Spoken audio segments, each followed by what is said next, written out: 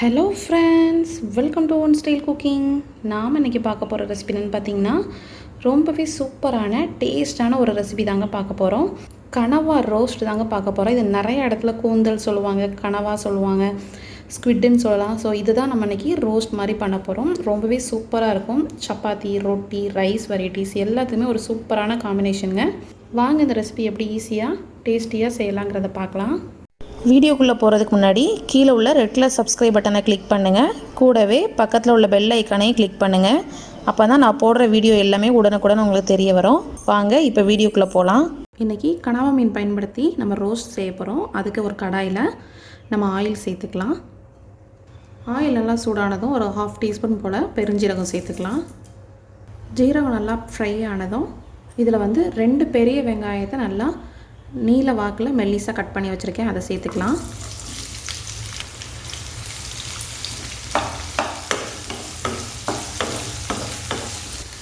இதெல்லாம் சேர்த்து நல்லா மிக்ஸ் பண்ணிக்கோங்க.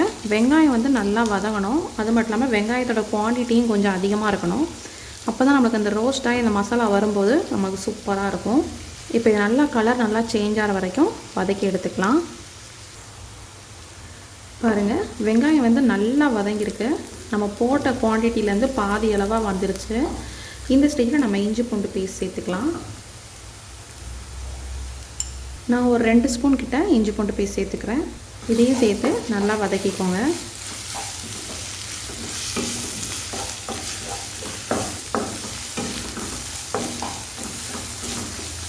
இப்போ நல்லா மிக்ஸ் பண்ணியாச்சு.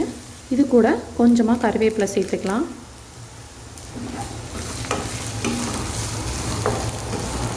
இப்போ நல்லா மிக்ஸ் பண்ணதும் நம்ம தக்காளி சேர்த்துக்கலாம். தக்காளி இதில் 2 தக்காளி சேர்த்துக்கிறேன். இது கூடவே இந்த மசாலாவுக்கு தேவையான உப்பு சேர்த்துக்கலாம். இப்போ இதை நல்லா மிக்ஸ் பண்ணிக்கோங்க.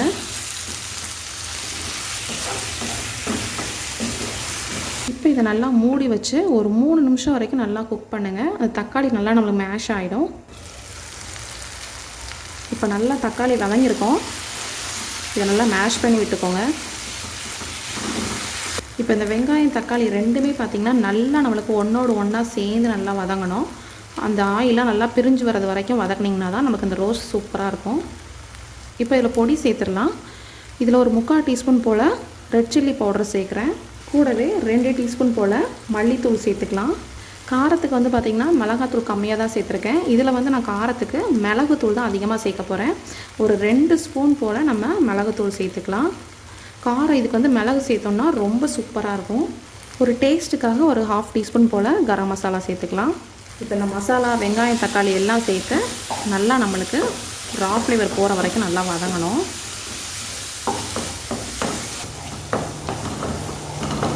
இதை மறுபடியும் ஒரு 3 நிமிஷத்துக்கு நல்லா அந்த எண்ணெய்லாம் நல்லா திரண்டு வர்றது வரைக்கும் மிக்ஸ் பண்ணிக்கலாம். அந்த மசாலா வெங்காயம் தக்காளி எல்லாமே சேர்ந்து நல்லா ஒன்றா வந்திருக்கு. இந்தளவு நல்லா வதக்கிட்டிங்கன்னா உங்களுக்கு அந்த ரோஸ்ட் பார்த்திங்கன்னா ரொம்ப சூப்பராக இருக்குங்க. நம்ம ஹோட்டலில் சாப்பிட்ற மாதிரியே அதே டேஸ்ட் இருக்கும் நம்மளுக்கு. இப்போ இந்த ஸ்டேஜில் நம்ம கனவா சேர்த்துக்கலாம். இதை பார்த்திங்கன்னா கூந்தல்னு சொல்லுவாங்க, கடம்பா சொல்லுவாங்க, ஸ்குவிட் சொல்லலாம். இது பார்த்திங்கன்னா சின்ன சைஸு, பெரிய சைஸும் இருக்குது. இப்போ இந்த மாதிரி சின்ன சின்னதாக கட் பண்ணி எடுத்து இதை சேர்த்துக்கலாம். இது ஒரு 1/2 kg கிட்ட இருக்கும். கூடவே 2 பச்சை மிளகா மட்டும் அந்த மாதிரி கிள்ளி வச்சுருக்கேன், அதையும் சேர்த்துக்கலாம். இப்போ இதை நல்லா மிக்ஸ் பண்ணிக்கோங்க.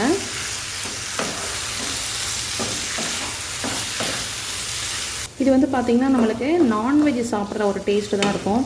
ஒரு மீனுங்கிற ஒரு ஃபீல் இருக்காது ரொம்ப. அதனால் குழந்தைங்க எல்லாருமே நல்லா விரும்பி சாப்பிட்லாம். முள் எதுவுமே கிடையாது, சூப்பராக இருக்கும். இது பார்த்திங்கன்னா வேகிறதுக்கு மட்டும் கொஞ்சம் டைம் எடுக்கும்.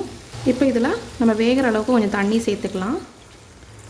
பார்த்திங்கன்னா இது முழுகிற அளவுக்கு மட்டும் தண்ணி சேர்த்தா போதும். நீங்கள் இது நம்ம கிரேவி மாதிரி நீங்கள் குழம்பா கூட வைக்கலாம். இப்போ ரோஸ்ட்டுங்கிறதுனால தண்ணி ரொம்ப சேர்த்துடக்கூடாது. இப்போ எல்லாம் சேர்த்து நல்லா மிக்ஸ் பண்ணிவிட்டு நம்ம உப்பு ஏதாவது தேவைப்பட்டுச்சுன்னா நீங்கள் உப்பு காரம் எதனாலும் சேர்த்துக்கலாம். நான் கொஞ்சமாக உப்பு மட்டும் சேர்த்துக்கிறேன். அடுப்பை இது கொதிச்சதுக்கப்புறம் நம்ம சிம்மில் வச்சே குக் பண்ணணும். அல்ட்டா நம்ம தண்ணி சீக்கிரம் வற்றுரும், கனவா வேக லேட் ஆகும். அதனால் அடுப்பை குறைச்சி வச்சுக்கலாம். இப்போ அடுப்பை குறைச்சி வச்சு இதை மூடி வச்சு ஒரு 10லேருந்து 12 நிமிஷம் வரைக்கும் இது நல்லா லோ ஃப்ளேம்லேயே இருந்து குக் ஆகணும். பாருங்கள், 10 நிமிஷம் கிட்ட நல்லா குக் ஆகிடுச்சு. நம்மளுக்கு இந்த கனவா நல்லா நம்மளுக்கு வெந்துடுச்சு. கனவா வெந்துடுச்சுங்கிறத எப்படி பார்க்குறலான்னா, இது வந்து பார்த்திங்கன்னா நல்லா சுருங்கி போய் இருந்த மாதிரி இருக்கும். சுருங்கிடுச்சுனாலே நம்மளுக்கு கனவா வெந்துடுச்சு. இப்போ நம்ம இந்த ஸ்டேஜில் நம்ம கிரேவி மாதிரி வச்சு சாப்பிட்ணுன்னு நினச்சிங்கன்னா இந்த ஸ்டேஜில் நம்ம ஆஃப் பண்ணிடலாம். நான் வந்து பார்த்திங்கன்னா இன்றைக்கி நல்லா ரோஸ்ட் பண்ண போகிறேன். எக்ஸ்ட்ராவாக ஒரு 5 மினிட்ஸ் போல் நான் ரோஸ்ட் பண்ணி எடுக்க போகிறேன். நல்லா ரோஸ்ட் பண்ணும்போது பார்த்திங்கன்னா அடுப்பை வந்து ஃப்ளேமை நல்லா ஹை ஃப்ளேமில் வச்சுட்டு நல்லா அந்த மாதிரி பரட்டி விட்டுட்டே இருங்க. உங்களுக்கு 5 மினிட்ஸில் இந்த மசாலா எல்லாம் நல்லா ஒன்றா சேர்ந்து வந்துடும். இப்போ பாருங்கள், நம்மளுக்கு நல்லா ரோஸ்ட் ஆகிடுச்சு.